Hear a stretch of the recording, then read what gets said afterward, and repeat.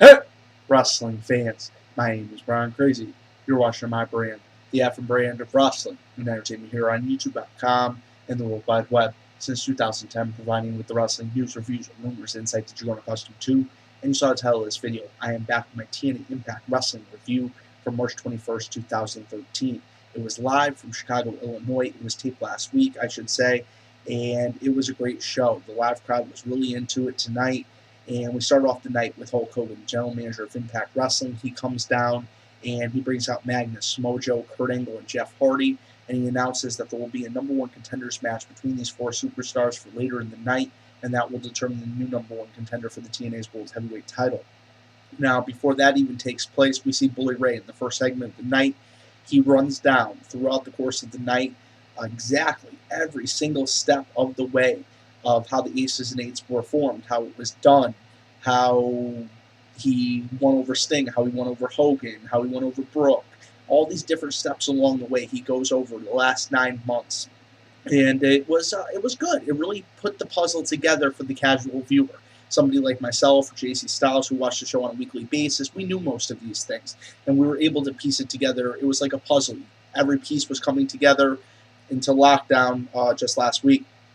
But for the fan, that doesn't get to watch on a weekly basis, or even just as a nice recap, I really liked how it was done. It was very well done, and these segments took place throughout the night. In the second segment of the night, Bobby Roode and Austin Aries put the World Tag Team Championship on the line. This was the match we were supposed to see last week, but the Aces and Eights interfered, ended up causing an end to this match before it even started. And tonight we actually get the World Tag Team titles on the line. Roode and Aries defend against Chavo and Hernandez in a great contest. Roode and Aries were successful, and they're still your tag team champions. Then we go into the third match of the night, triple threat X Division action for the X Division title. Kenny King picked up the win over Zema Ion and Sanjay Dutt. Now in the fourth segment of the night, we see Sting and Hulk Hogan backstage. Hulk Hogan still just doesn't want to hear it. He feels like anytime Sting's around, it causes problems. He says going back, even back to the WCW days, Sting, anytime he's around, it just causes problems. That's Hulk Hogan's feeling at this point. He tells him to go back up in the rafters and go disappear for a few more years. Sting is adamant that he wants to get his hands on Bully Ray, and as Sting walks out, Hulk Hogan does one of those great remarks that he makes when someone leaves his office. You're not the only one.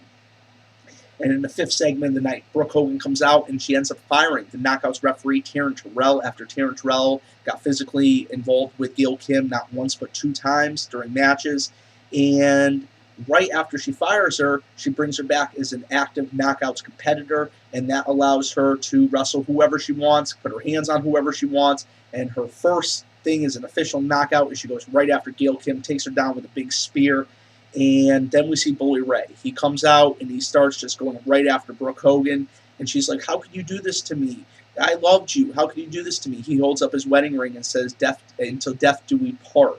I mean, just a great segment, great way to end that segment. In the sixth segment of the night, we see Matt Morgan go against Joseph Park. This started last week on Impact Wrestling. And Joseph Park just plays his part so well. We all know that he's the monster Abyss. And, I mean, Abyss and Joseph Park are so far apart, they could go around the world and meet on the other side. And he just plays it off so well. Plays it off that he doesn't know how to wrestle. Plays it off that he's botching maneuvers. Plays it off that he's, getting frustrated during the match. I mean, it was great. It was a quick match, but it told a story. And I like matches that tell stories. It's not always about a million technical wrestling moves. And sometimes I think that's being lost in current day matches. Matches are so scripted and so laid out in advance and filled with so many different kinds of spots, not the kind of spots where I'm talking about where the match is just telling a story along the way. Now, Matt Morgan did pick up the win over Joseph Park, and then we go into the final segment of the night. Oh, excuse me, before we go into the final segment of the night, Mike Tenay attempts to interview James Storm.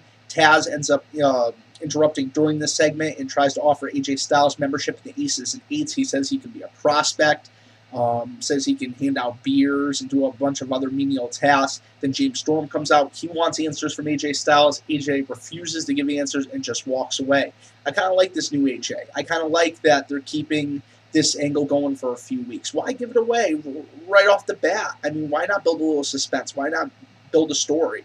And I think that's the current complaint that a lot of wrestling fans have about a lot of new superstars that are coming into TNA, WWE, whatever company it may be. They're being thrown right into the company, no story, no build, no nothing, and they end up flopping. So if you've seen, especially in WWE for the last 6, 8, 12, even 2 years, we're noticing more superstars are being developed a little bit more before they're just being thrown on the main roster. They're being allowed to stew down in NXT a little bit longer to really make sure that they're ready. They have all the tools that they need to succeed.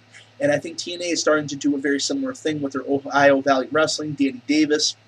And yeah, this was another great segment. I really like how this played out. And then we go into the main event. Jeff Hardy versus Magnus, Samoa Joe, and Kurt Angle. And this was a great match. It looked like Kurt Angle had this won. He had Samoa Joe in the ankle lock, and out of nowhere, Jeff Hardy comes, bam, wins the match. He is your new #1 contender. Now, I understand Jeff Hardy is entitled to a rematch, and I think that should just be automatic.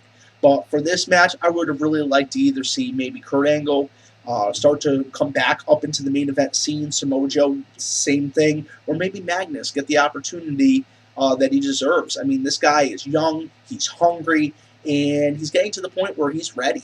And it would be interesting to see what he can do on the big stage. I'm not saying they have to give him the world title at this point in time, but a good showing can mean more than winning a match. And that's, me and JC have been talking about it, especially at WrestleMania that's coming up in just a few weeks over in WWE.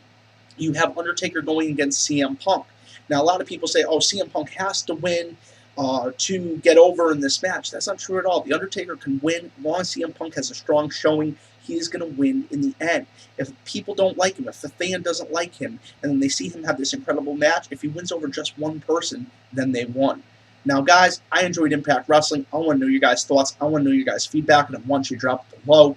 For the F and Brand, my name is Brian Crazy. Have a great afternoon. It is beautiful outside, and I'll catch you later.